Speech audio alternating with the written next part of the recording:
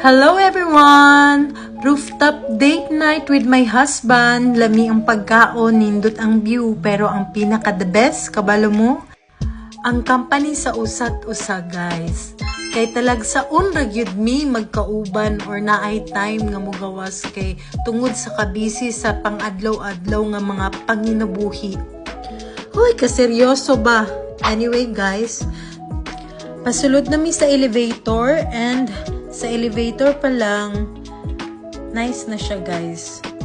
Limpyo ang elevator, dili pareha sa uban bitaw nga mga restaurant nga, hoy ginuo ko perting bahua. And as you can see, nice good siya guys nga restaurant. Taghan silang cover.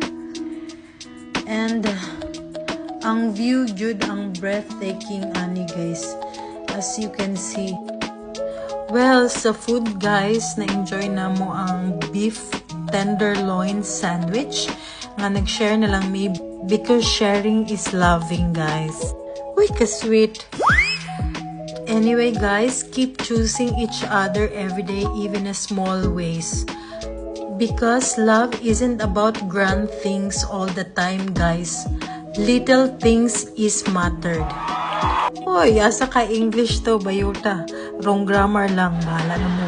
As a mid-30, nanganak pagkasawa ng Sri Lanka, nagingon. See you guys on my next vlog.